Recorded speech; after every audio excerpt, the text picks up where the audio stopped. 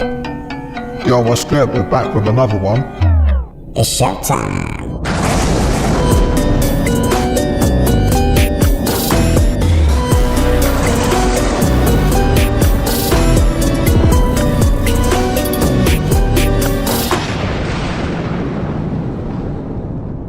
Scientists around the world are now warning of unprecedented risks of research into mirror life. You see, the reason we don't get sick and die from the bacteria that we come into contact with every day is because our immune system has evolved to recognize and defend us from most bacteria we encounter. And the same goes for animals and plants. But imagine if an entirely new bacteria was created, one that has never before existed in nature. It could theoretically go unrecognized and bypass all of those defense mechanisms and grow unchecked. And that's what's called mirror life. It's the process of synthetically creating the mirror image of molecules that exist in nature. Now, the reason scientists are looking into this is because our bodies wouldn't recognize mirror molecules like protein and DNA. Our enzymes wouldn't break them down, and that could be a good thing for therapeutics to prevent, manage, and cure diseases. But on the flip side, the creation of mirror molecules like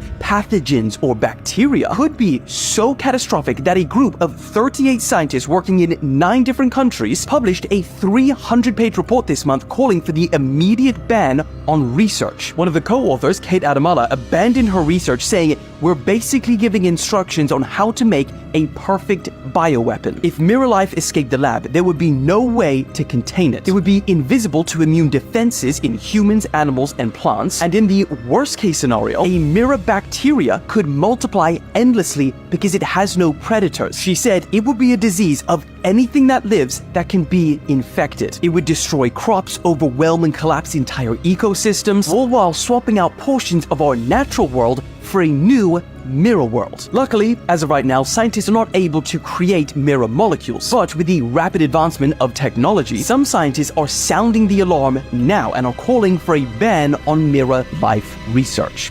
This is nuts. They need to stop it now. They want another reason to knock us down, bro. Take one scroll on Mark's Instagram and he is constantly posting from his isolated island ranch in the middle of the ocean, hunting, fishing, raising cattle, and learning how to defend himself. It's almost like he is preparing for a catastrophic event. He spent $187 million on 1,600 acres of land on the island of Kauai. This island is also not dependent on tourism, which means that it is currently self-sustaining and survivable. But even if it's not, he is building a 5,000 square foot underground bunker complete with its own energy and food supplies. He even shared a video to his Instagram of a massive movie theater built underground, so at least he won't be bored. You do have a bunker there. Is there something you know that we don't?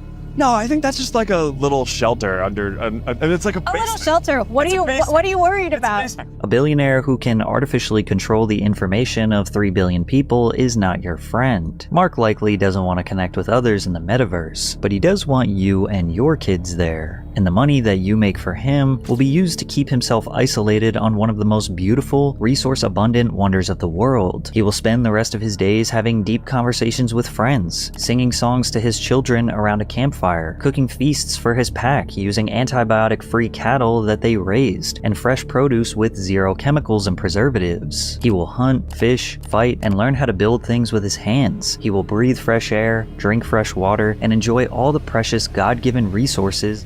See? He's getting ready. Well, they could be getting ready for anything. It is the determination of the Science and Security Board of the Bulletin of the Atomic Scientists that the world has not made sufficient progress on existential risks threatening all of humanity. We thus move the clock forward. In setting the clock closer to midnight, we send a stark signal.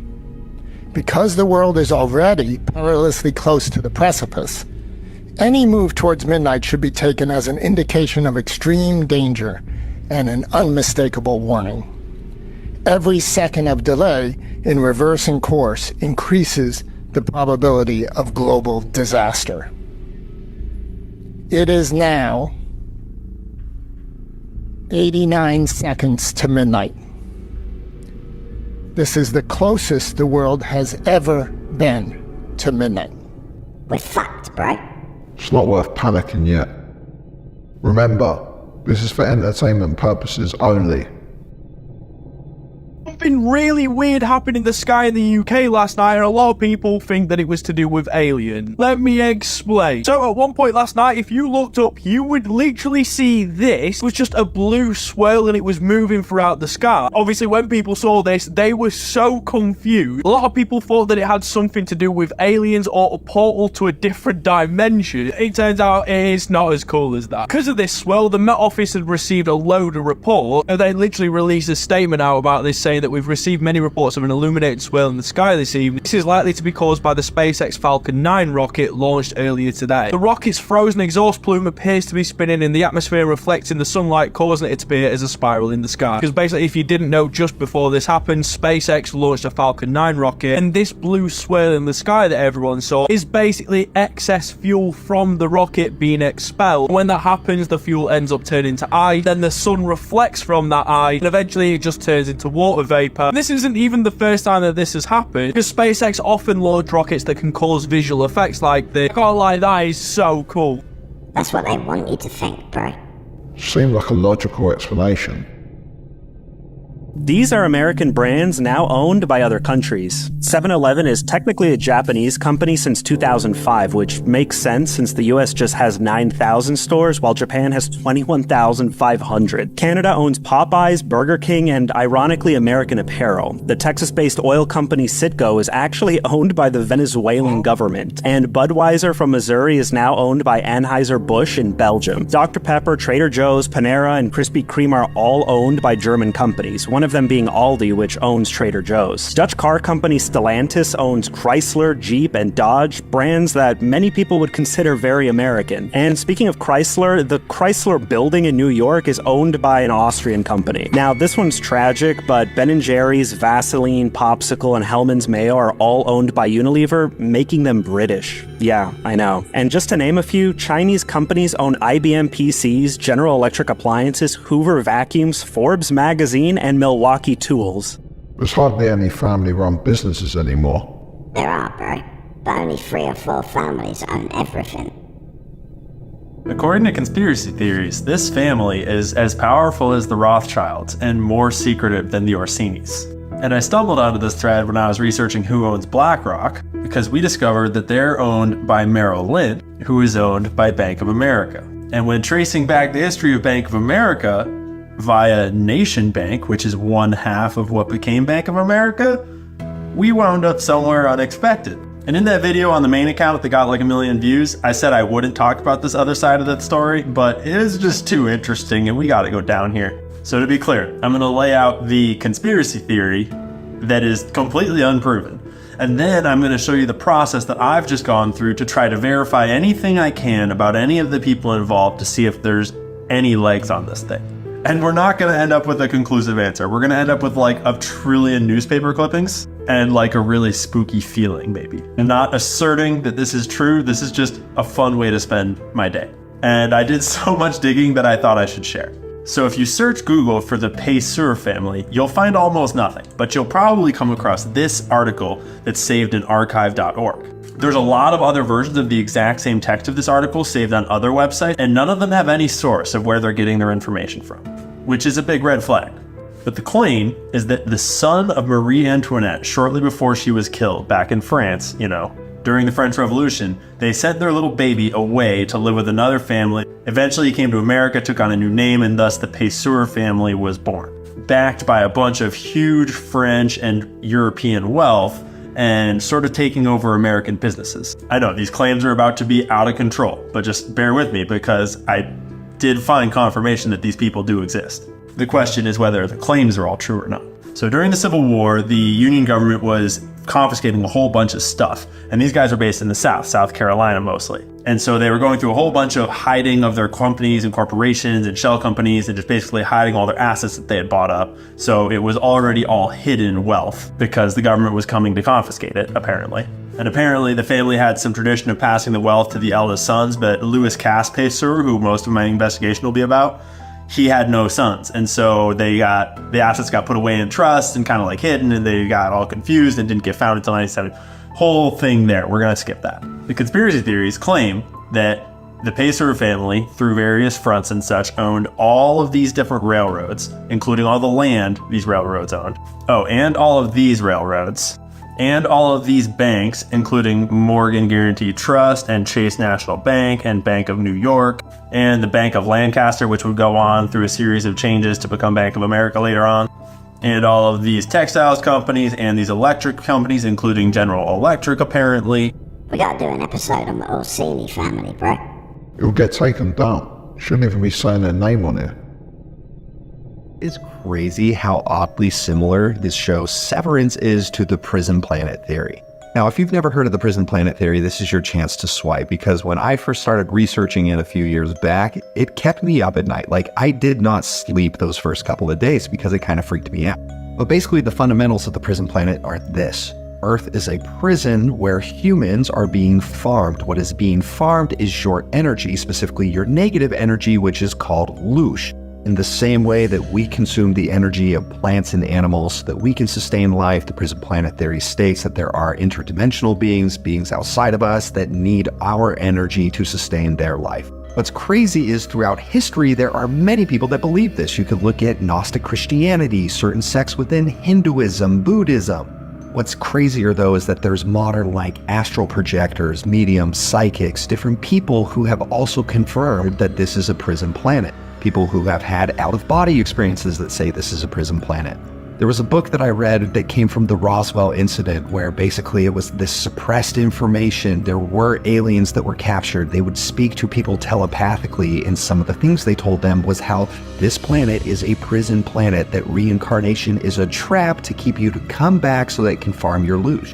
The whole premise is essentially that existence is programmed to suck, because that negative energy creates loosh, and that's what they are here to farm. That's why everything seems like it's programmed to suck for most of us. So what does it have to do with Severance?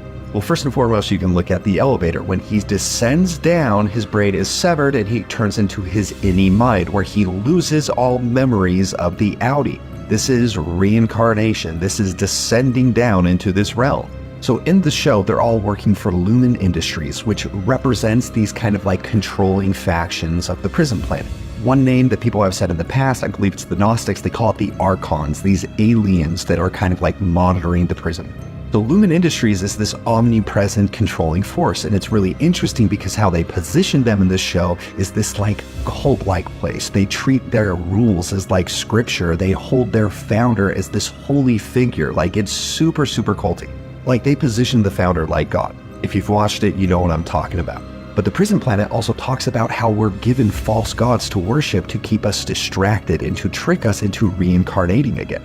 They have a break room where if they break some rules, they have to sit down and they have to repeat things to kind of recondition them.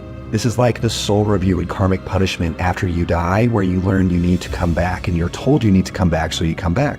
Their work is called the numbers game. It's complete illusion. They have this illusion of purpose, which is a huge principle in the Prison Planet theory. PD's reintegration, well, that's just spiritual awakening, reconnecting with the higher self. I've never seen that series, but I don't feel this planet's a prison. It is, bro. It's run by reptilians. Every year, 8 million children go missing, and many are never found. At least, not in any form they used to be. In 2005, police were called to a large home in the affluent suburb of Neuilly-sur-Seine, just outside Paris. Officials discovered the remains of Etienne Rousseau, the reclusive owner of the property, who appeared to have been murdered in a ritualistic fashion. While searching the extensive property, authorities uncovered an underground workshop, later dubbed La Maison des Petits Plaisirs by investigators, a name disturbing in its suggestion. The title was coined after discovering thousands of child-sized dolls.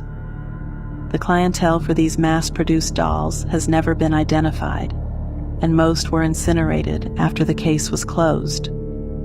However, 14 of the dolls survived, leading to the case being reopened in 2023, when experts discovered that the facial features of these surviving dolls perfectly matched the likenesses of missing children, reported over a span of decades. children from as far as the United States and Australia. That's grim. You sure that's true? Yeah, bro. Check out this woman from England. No one in here at the moment. Hold on. The police. Got it. Like, what do you want? What do you want? We got 30 seconds. Yeah. Yep. Jenny? The time is 12/12. You're under suspicion of murder against Jonathan Culloch and Lars McCulloch. Is there anything in the pot that we should know about? Yes. Wait. Can I take you to it? No, you can sell me. It's all the charities in the game. Yeah. You just tell us. I need to tell you something. It's upstairs on the top floor as well. That's fine. Yeah, okay. My dad's bodies. Right, okay. Yep, okay. Obviously, I'll Where are you on? a little bit more complicated. Okay. That's why I said, can I go upstairs and... Sure, can you explain it to us, please? Because we're trying to preserve this. It's now going to be seen. So we need to preserve this the best we can. So I don't want you to have you walking up there, all right? Because that's for your well-being as well as ours. Oh, that up. Okay. So what? Thank you. Where will we find your mum? Well, Where will we find your mum? okay, so upstairs there were about 5 wardrobes. Yep. It's behind the bed, but back next to the sink. It's the second one. I slipped spider those into his drinks. There were about 2 or 3 drinks that I brought downstairs. And yeah, they were basically, he didn't drink all of them. He only drank probably about half of 2. But yeah, when I went in the morning, this was before 1 o'clock. When I went in the morning, early hours, I got up about half an hour early, about 6 o'clock in the morning. Came in and he was gone. He was like, I did know that this would kind of come eventually. It's vodka that I served my punishment. So, yeah. Right, so I've written this, please. I, Virginia McCulloch, have informed Police Constable 77329 Brown at 79387 Bowers after entering my house on Friday the 15th September 2023 that I murdered my father, John McCulloch, who was stated was under a bed in the rear ground floor of the house, and my mother upstairs in a cupboard next to the sink. Wardrobe. It's a double wardrobe. Okay, I've written cupboard. It's like 4 wardrobes, but it's the one nearest the sink. Double wardrobe. Yeah. What's significant as I've written down there here now, I've just read out to you. Are you happy to sign that, to say that's a true account? Yeah.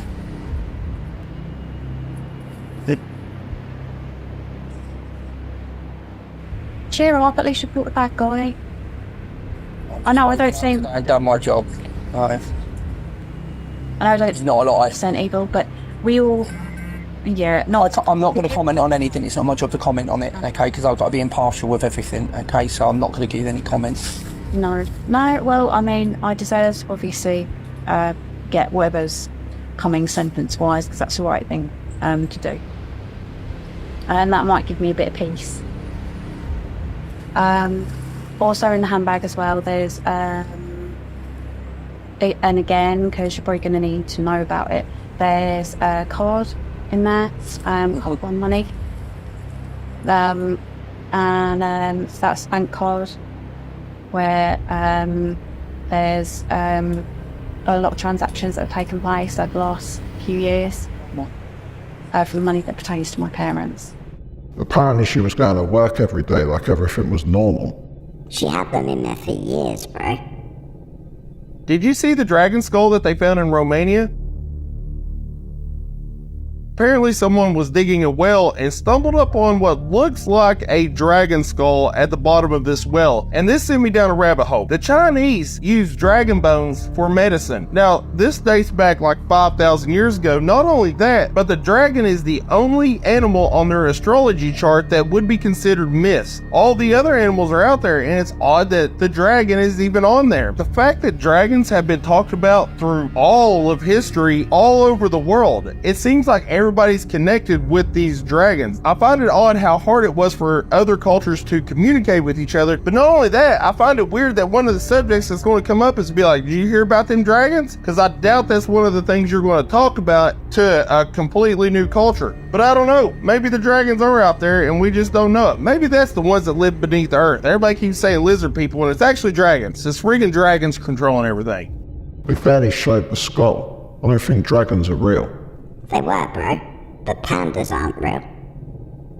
That is a big fat lie. Pandas do not exist. They don't exist in people's homes. They don't exist in the wild, but they do exist in the zoo. The first panda to be discovered was in the 1920s, and the first panda to be brought over to the US was in the 1930s by this woman. And you know how I feel about women. So you're telling me in over 4,000 years of Chinese history, they've never seen panda until the 1920s? Bro, even in the Chinese zodiac, they have a dragon. Dragons are real, but pandas aren't. They've been lying to you about animals.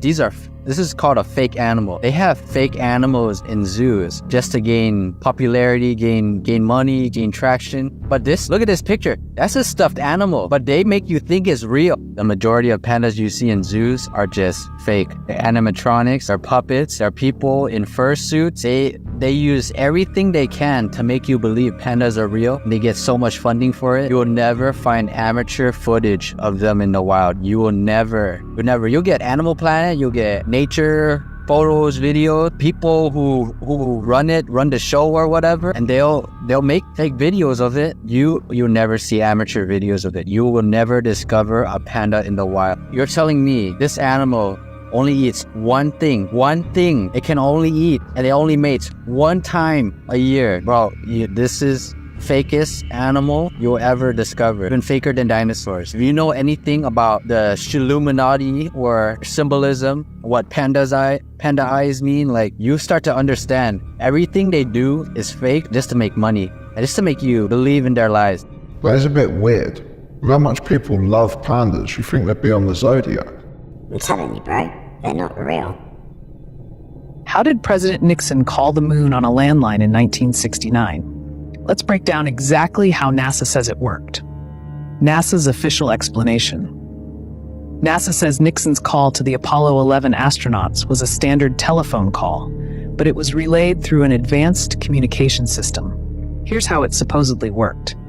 Nixon used a regular landline at the White House. The call was routed through NASA's Mission Control in Houston.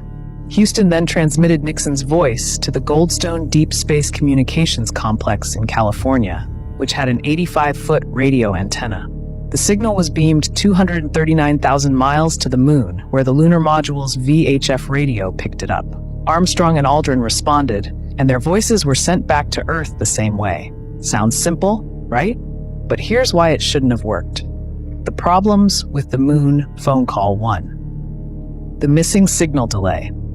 The moon is 239,000 miles away, and radio signals take 1.3 seconds one way, meaning Nixon's call should have had at least a 2.6 second delay in responses. Yet, in the broadcast, Armstrong and Aldrin respond instantly, faster than even 1960s transatlantic calls. Even if Mission Control relayed the call instantly, you'd still hear the delay in the astronauts' responses, but there's barely any. 2. The weak lunar transmitter.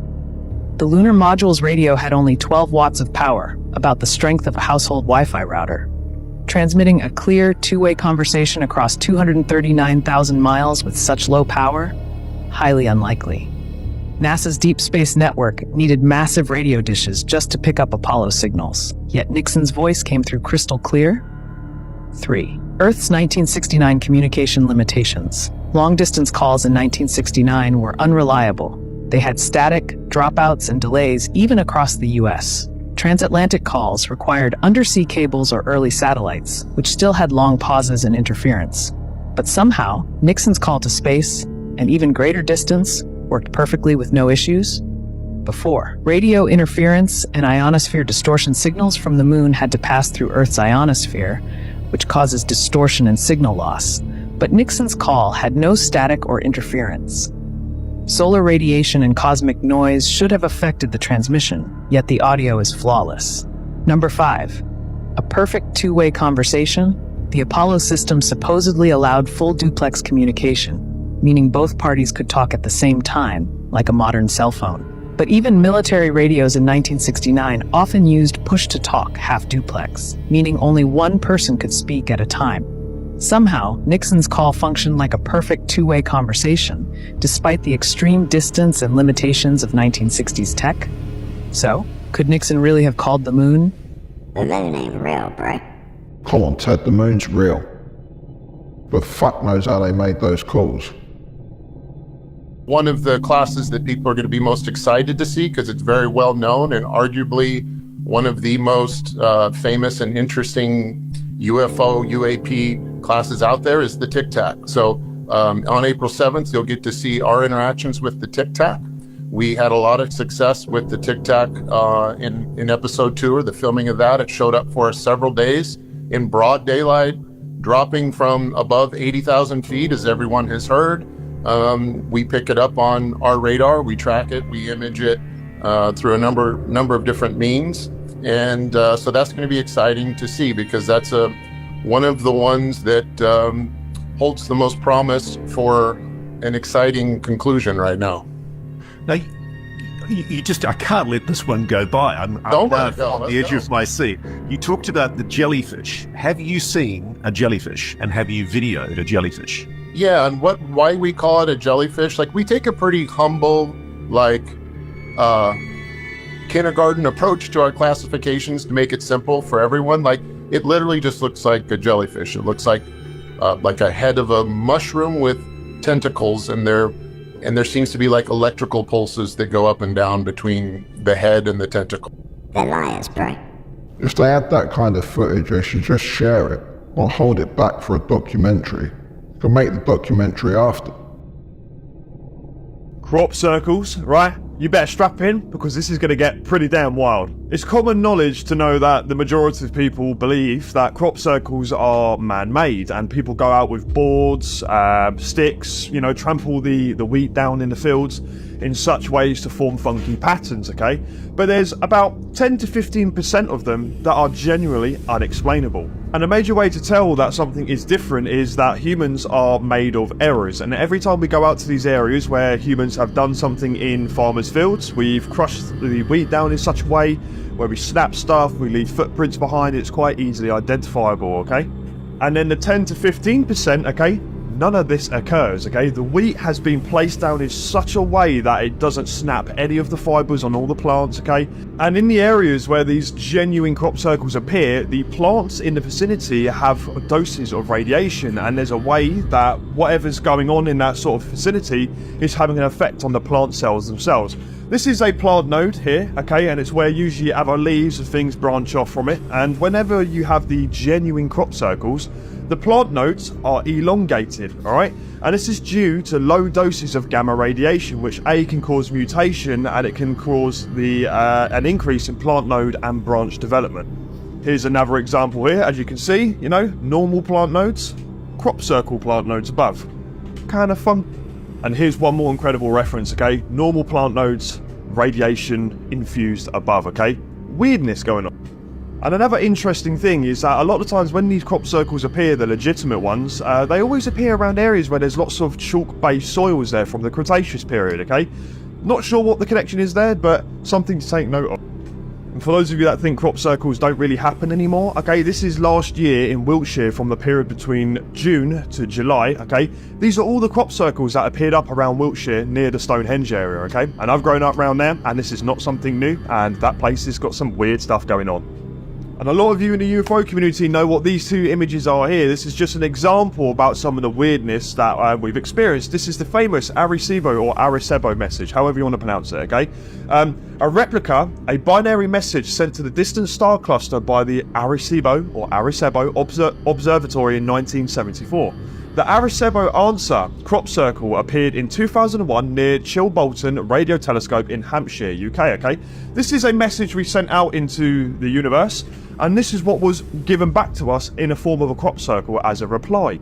A binary message intended to communicate with extraterrestrial civilization sent to the M13 globular star cluster, okay? And in the message that we sent, okay, we sent the number of atoms in a carbon atom, okay? The number of atoms in a hydrogen atom, the DNA structure of us that we can see here, okay?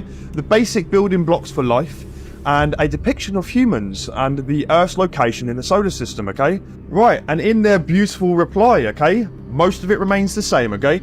The crop circle is a near replica of the Arecibo message with the same 23 by 73 grid, and most of the chemical data remains the same that we sent out, okay? With the exception that in the section detailing important chemical elements, silicon has been added. And we know silicon-based life forms is something that scientists have been talking about a lot. With the, here we go. And the diagram of the DNA has been rewritten, okay? There's our DNA here. And their DNA that they've sent is much different, okay? At the bottom, the pictogram of a human is replaced with a figure with a large head, okay? Human figure. What is this over here, bruv? Okay? Large bulbous head, that's what it's saying. A solar system with 9 planets is also depicted with the emphasis placed on the 3rd, 4th and 5th planets of the system. The Arecibo telescope is replaced by a replica of a crop circle that appeared in the same field 1 year before, and the binary representation of the transmitter's diameter is altered, okay? Hella interesting. Weird one. And this is what the bad boy back in the day looked like in 2001, okay? Look at that, mate. Perfect. Just unbelievable, man. There's a lot we don't know about crop circles, bro. But we'll have to save that for next time. A big thanks to all our new channel members. Let us know in the comments where you're watching from. New merch is dropping this week, bro. Yeah, we just got the new test prints back and they're killer. Worthy Enemies smash the designs. They'll be available on Wednesday in our next episode, bro. And as always, thanks for watching. Remember to like, comment and subscribe. And we'll see you in the next one.